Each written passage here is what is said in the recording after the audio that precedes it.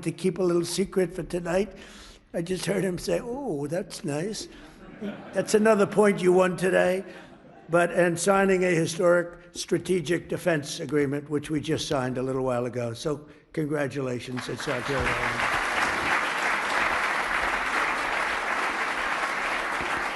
A stronger and more capable alliance will advance the interests of both countries, and it will serve the highest interest of peace, and we all share in peace, and we've never had and been so close to truly everlasting peace in the Middle East. All my life I've heard, oh, peace in the Middle East, but it'll never happen. We did it.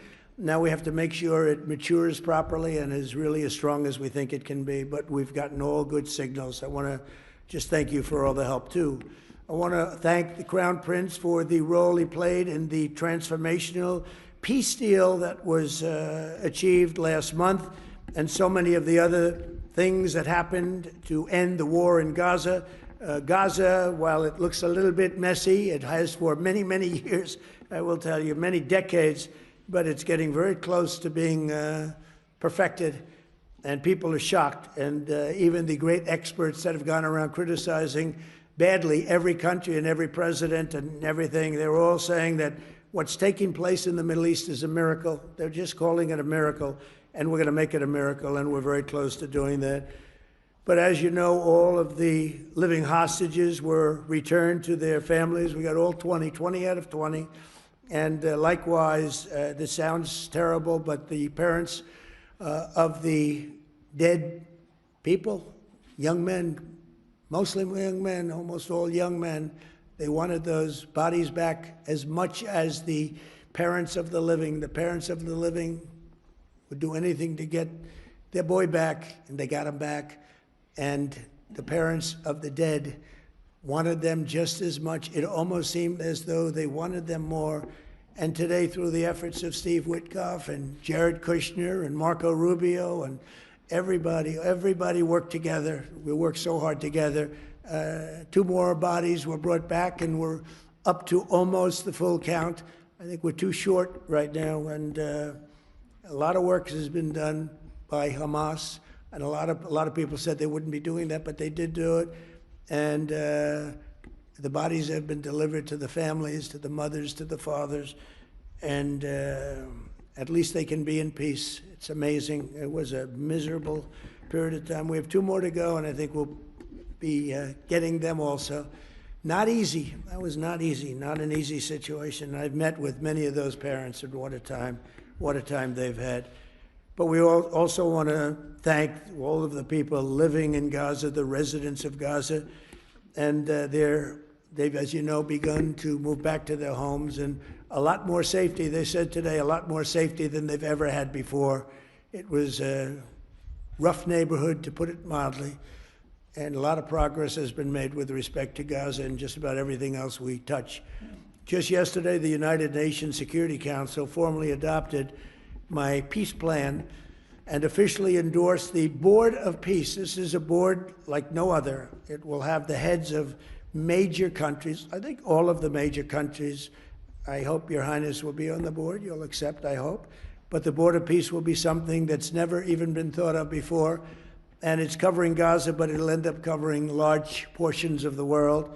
And I was honored to be chosen the chair of that Board of Peace. And I think you'll see something that nobody's ever seen before in terms of the status of the board. There will never be a board like the board that we're going to be announcing. Everybody wants to be on the board. And it'll end up being quite a large board because it'll be the heads of every major country. And the United Nations passed it, I guess unanimously, you can say. China, which was against it, took a pass, didn't vote against it. And Russia, which was against it, didn't vote against it. So we appreciate it because one negative vote and it doesn't happen. So people were shocked to see that it was approved. And that was a great honor. It's a great honor for me, I will tell you. I think it's something like nobody's ever even imagined. So it's called the Board of Peace, and watch for it because it's going to do some fantastic things. And I know we're both deeply committed to an enduring ceasefire. It grows into the beautiful, lasting peace, and we've got things going at numbers and far ahead of schedule. that nobody thought was possible. So, Your Royal Highness, just as my predecessors and so many of the people that you know and love from a long time ago, they bonded with the U.S. and Saudi relationship, which was forged 80 years ago. You and I are strengthening and renewing the alliance, I believe, to levels that were far greater than what they had even 80 years ago, frankly. And we pray that we will be celebrated by our own descendants some days for this incredible relationship that's been built between the United States of America and Saudi Arabia. Someday they maybe will talk about us as being two wonderful men. Forget about great. Wonderful is okay. But two wonderful men that did tremendous work for their countries, and that bond is very important. Our friendship and blessings to America, to the Kingdom of Saudi Arabia, and to the world stand out and will always stand out to me. So I look forward to working with you, and we'll be here for 3¼ years. For the Trump, that's like an eternity. You know, for somebody else, that doesn't sound long, but we love doing it. We love, you know, we have an expression, make America great again, and that's what we're doing beyond what anyone even thought possible. So I just want to thank you for being a very big part of it. And I want to thank you for a $1 trillion investment and contribution toward our country. That's a lot of jobs. Thank you very much. Thank you. Please.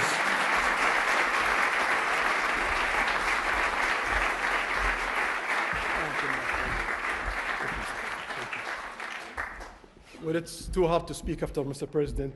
No one speaks better than him. But first of all, I will start with thanking Mr. President for the warm and great welcome that we have today. We feel home. And this relation started around close to 9 decades ago with Roosevelt and King Abdulaziz, who established the modern Saudi Arabia. Also, I've known that America is almost celebrating 250 years of establishment. And also in 2 years, we will celebrate in Saudi Arabia 300 years of establishing Saudi Arabia. We've been, since the last 9 decades, working together in many areas. During the World War II, we was a major supplier for oil. During the Cold War, countering extremism, terrorism, but during that time, we've been also working on a lot of economical opportunities. But today, it's a special day. We think the horizon of the economical cooperation between Saudi Arabia and the rest of America, it's bigger and wider in many areas. We've been signing a lot of agreements that are going to open the door to develop the relation deeper in many areas, and we're going to work on it. We believe the opportunities is huge, so we're going to focus on implementation and keep increasing the opportunities between our both countries. So thank you again, Mr. President. Thank you very much. And also, before I come here, someone told me that there is in some of the bidding sites that they are bidding on me wearing black suits, and if you bid on me wearing black suits and coming here with the black suits, they're going to get almost 17x. So I want to tell them, sorry, you lose the bid. Maybe next time. So thank you, Mr. President. Thank you. Very much.